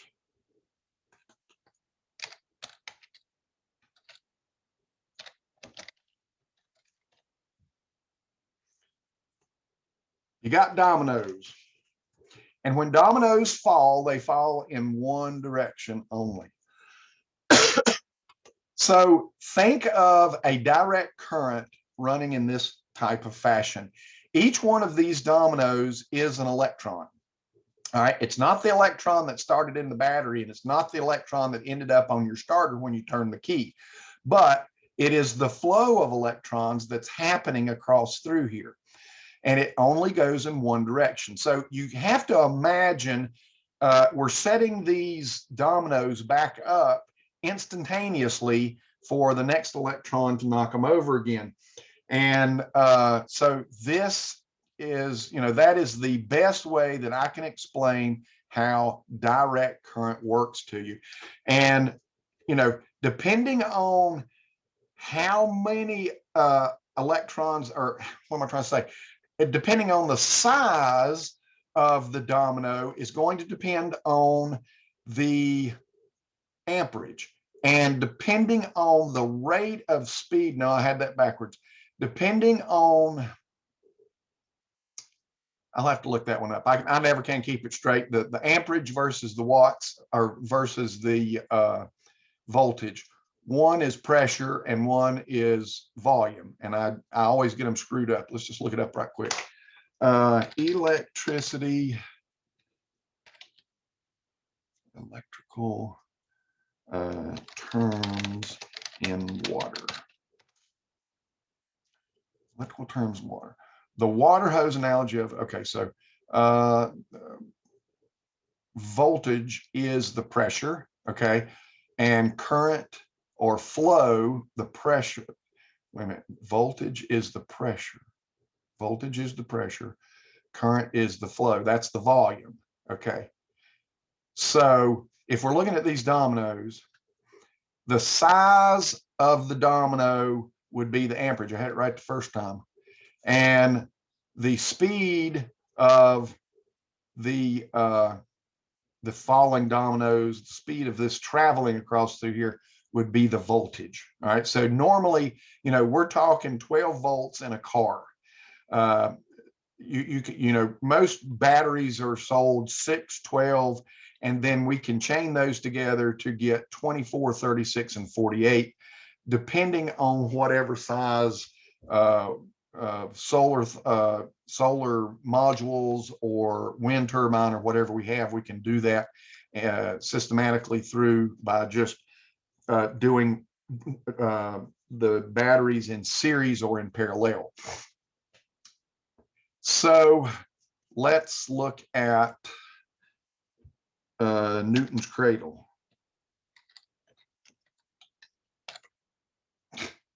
Newton's cradle. You guys know what Newton's cradle is, right? Okay, so this is a Newton's cradle. And so we were talking about direct current. Now we're talking about alternating current. And this is the best analogy that I can use to show you alternating current. If we can hurry up and get on with the game here there we go. So if I move one ball is going to end at the end. So think about these are those electrons again. I move one electron's going to move at the end, and it's going to move back.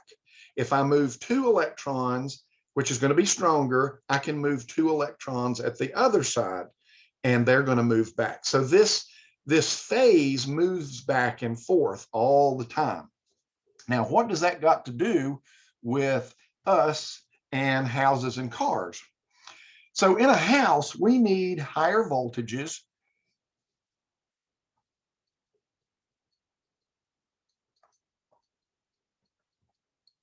higher amps, and in cars, we can relatively get by with lower stuff. Now let's think about this.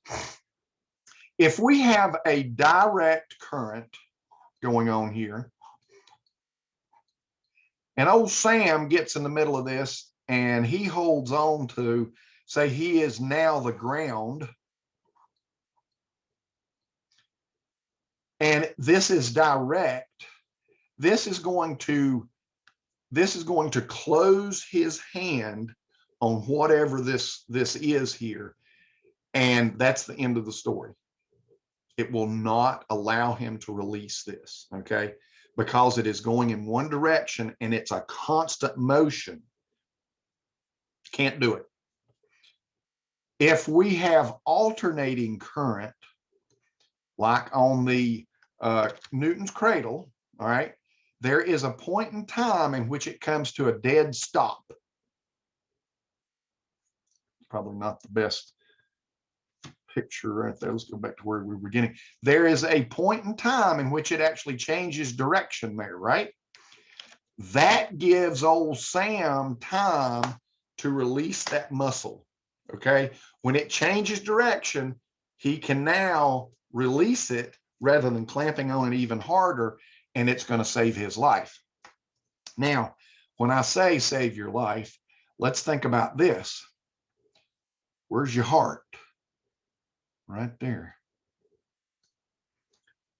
If we have the smallest electricity running through our heart, we're going to end up, let me give him a better face. Even the smallest one going through his heart is going to kill him.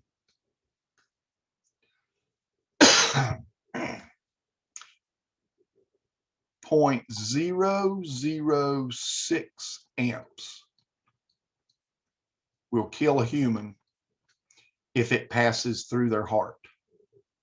Well, unfortunately, God put a hand on this side of your heart and a hand on this side of your heart.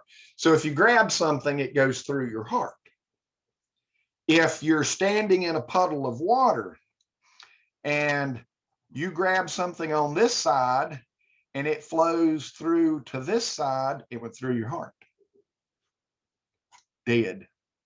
All right, so it's super, super important to make sure that you have grounding devices in. Grounding devices transfer that flow of electricity to ground so that you are not the ground. When we're talking about a lineman has a pair of gloves. Looks like Satan's hands there, don't it? He has a pair of gloves that actually has a chain between the two of them, or it may not be a chain, it may just be a steel cable. So when he puts these on, this is where the flow of electricity is going to go. And these are super thick rubber gloves. Oh my God, they're super thick. Heavy. Oh my gosh, they're heavy. And they go way up here. They go clean up to the elbow. So that if he's touching this, then that flow of electricity is going to run across that cable or chain there and is not going to run up his body. I mean, you think about it. Old Fred over there, he works for the power company, and he's when do you see him climbing that pole? So he's going up this pole up here because there's a transformer on it, and the transformer blowed, and he's up here in his little bucket truck working on that thing, and it's pouring the frickin' rain. All right, did we not just talk about a wet floor? I mean, oh my God, now he's soaked. So you will see them use these big old thick rubber gloves with the chains. The truck and everything is going to be grounded. You'll notice that these trucks have huge amounts of chains on the bottom of them that just drag the floor, drag the ground. And they have several sets on here that does that. And that helps ground this truck to the earth so that, if something were to happen, boom, it's going to travel down and through the truck and not through the person, because he's grounded, because this whole thing it's fiberglass with a whole bunch of rubber. However, these booms here may be some metal, but he's not touching those booms. So just keep that in mind when you think, you're without power and you had to call the power company to get him to come and fix all this stuff, because, well, there he is. All right, so power's out. You pull the old generator out, start that booger up, and she's just running up a storm.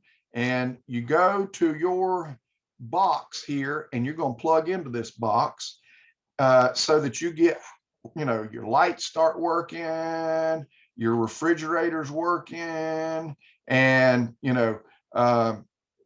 maybe you got maybe you got your well over here and you want water running to the bathrooms and so forth. Well, what happens is, remember that pole that had that transformer on there? So that transformer has two, let's see, here's a box here. It has two lines. I'm gonna do this a little differently. We got two lines. We got 120 volt, and we have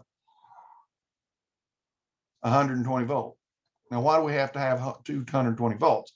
Well, because that stinking ass dryer that we had over here, it takes 240 volts. So that means that we've got both the blue line and the green line running over here so that we can get that 120 plus 120 equals 240. So these lines run from the transformer and then back to the power company or to a station. So what does a transformer do? It changes these from 13,000 volts to 120 volts. All right, if we had 13,000 volts running into our house, we just blew the dryer, we just blew the generator, we just blew the refrigerator and every other thing that we plugged into in our house, because they're not rated for that. We've burned them all up and probably burnt the house down in the process.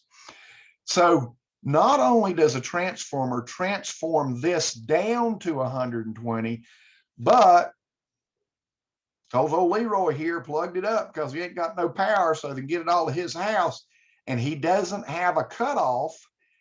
He now is putting all that power, which is 120. This generator puts out 120, by the way. It may, and if he has a really good generator, it puts out two 120s so that he can run 240 if he needed to. Most do. And it goes back into here, and this will bump it right back up to 13,000. So bless his heart, Sam thought this was off, and he's up here in his little truck working, and he touched this, and Leroy just killed him. Leroy is now going to go to prison for manslaughter. Yes, it is a law. So it is super, super important that if you do anything like this, that you have a cutoff either in the box or somewhere outside the box. Mostly the time they like for you to have it on the outside of the house, next to the meter. And these are generally put in place by the electric company. So you're going to have a thing here. And so if Sam gets this call out here, he's going to pull out his iPhone. He's going to open up that app, and that app is going to talk to this thing here, and it's going to shut them all down in the area. And so power will not be able to get out the box and up to the pole. It's going to just cut that off, and they're all run by the power company.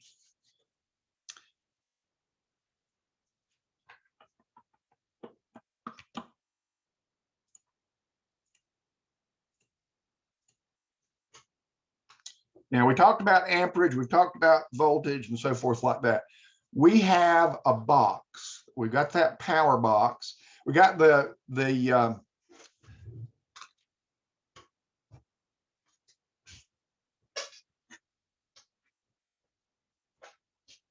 meter.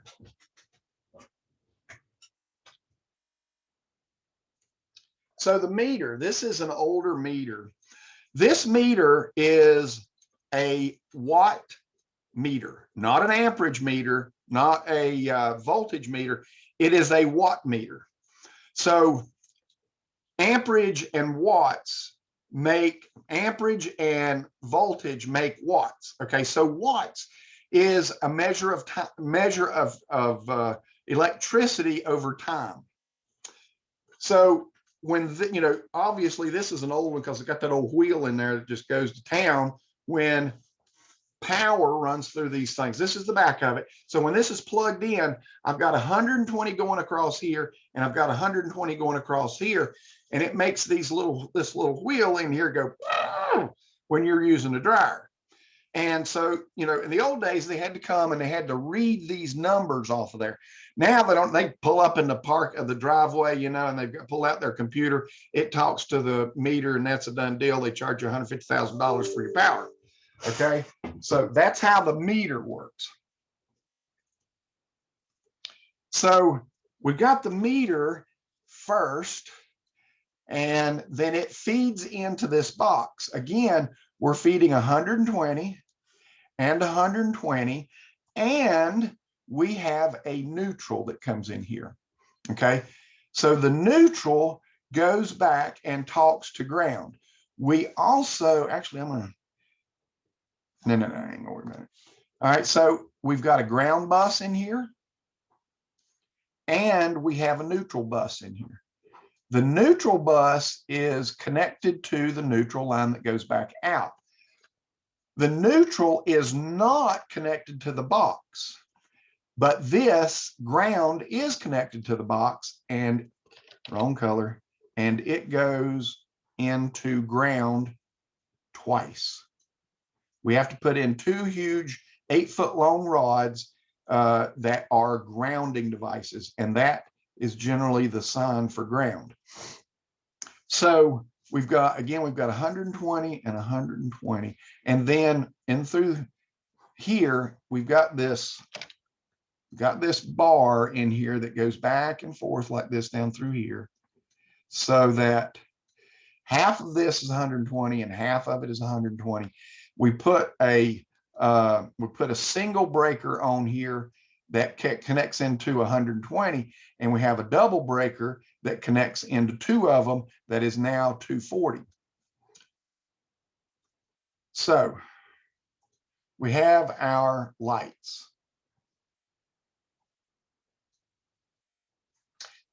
So anytime we've got anything going to our lights, it's 120 volt. We can use a 14 gauge wire, and it is run off of a 15 amp breaker on the box. Okay, so it goes down here and grabs to that single 120 side. Our kitchen, we have we've got the refrigerator,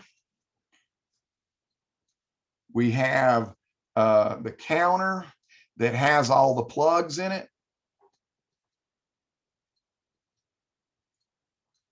Maybe we have another line going out over here. We got the stove, and we got some more plugs over here. The lights in the kitchen can run off of a 14 gauge wire at 15 amp. But in the kitchen, we have to have two circuits. So two separate circuits have to come from the box and take in the kitchen. This has to be 12 gauge wire, which is a little bigger, and it has to be on a 20 amp fuse or breaker. I call it a 20 amp fuse. It's just old terms. We don't use fuses anymore much in a house. The refrigerator is going to be what's called a home run, meaning that it runs completely back to the box and has its own line. And generally, this is also 12 gauge on a 20 amp fuse. All right, but home run, remember the word home run. The stove is going to be 240, and it's going to be run on an 8 gauge wire at 30 amps. So it's going to be that double box that was on this side over here that's going to be running to this one. A dryer. A dryer can run on 8 gauge wire, and it runs, you have to really look closely because it may be 30 or 40 amp. Water heater. The domestic water heater can be 10 gauge or 8 gauge, depending on the size of the water heater. And again, it runs 30 to 40 amps. You have to do the math on that generally. No, you don't do the math. You do what the manufacturer's recommendations are, because the manufacturer's recommendation override anything that the building inspector says. So if you have the manufacturer's recommendation with an the UL stamp on it, you can shake that in his face and he can't say a thing about it. I wouldn't do that. It'd piss him off. So the other things that are in your house, stop. The other things in your house, which are your plugs, always do the smiley face, can also run off of the 14 gauge wire at 15 amp. Now, the only thing that is different are bedrooms. Bedrooms have to be on something. They can still be 14 gauge or 15 amp, but their breaker is a special breaker, which is called a